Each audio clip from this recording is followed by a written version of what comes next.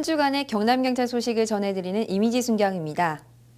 경찰이 안전한 사회를 만들기 위해 본격적인 사죄의 사이와 근절을 추진한 지 지난 4일로 100일을 맞았습니다.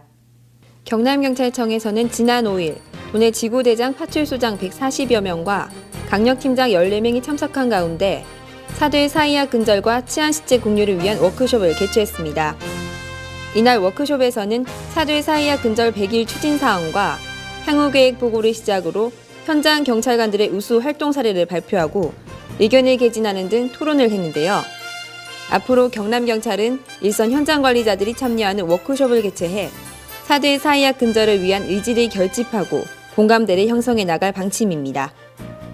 경남경찰청에서는 지난 6일 제58회 현충일을 맞아 김종량 청장을 비롯한 경남경찰 지휘부와 함께 창원시 의창구 소재 충원탑을 참배하고 후국 영령에 숭고한 뜻을 기렸습니다. 이 자리에는 김기수 경남경우 회장 등 창원권 지역회장도 참석했습니다. 경찰은 작년 7월부터 아동 및 사회적 약자의 실종을 예방하고 신속하게 찾기 위한 지문 사전 등록제를 시행하고 있는데요. 창원중부경찰서 반송파출소에서는 지난 3월 29일 미소 주간보호시설에 등록된 장애인 30명을 초대해 지문 사전 등록을 했습니다. 미리 등록된 지문과 휴대폰 번호는 실종 예방뿐만 아니라 신속한 발견으로 성폭력 등 2차 피해를 예방할 수가 있습니다. 이어 지난 31일에는 사회복지사 45명을 대상으로 사죄의 사이학으로부터 안전한 창원 만들기라는 주제로 강연을 가졌습니다. 보호자 및 단체 관계자들에게는 경찰의 사죄의 사이학 근절 의지를 전파하고 장애인들에게는 항상 경찰이 곁에 있음을 각인시키는 의미 있는 시간이었습니다. 통영경찰서는 심야에 상습적으로 차량을 털어 금품을 훔친 30대 남자를 구속했습니다.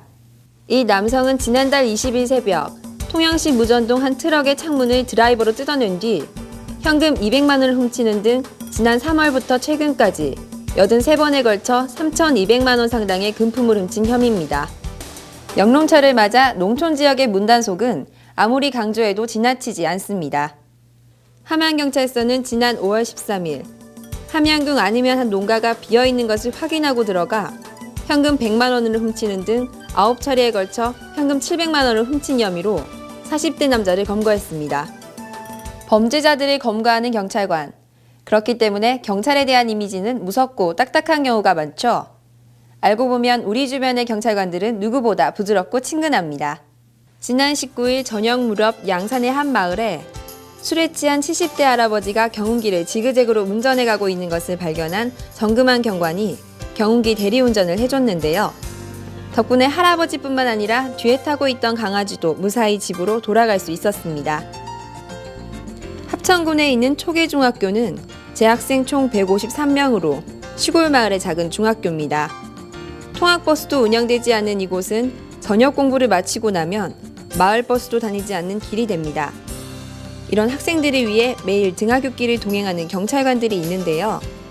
합천서 동부지구대에 세대의 112 순찰차를 이용해 먼 거리에 있는 23명의 학생들의 하굣길을 동행하고 있습니다. 이들이 있어 오늘 하루도 든든합니다.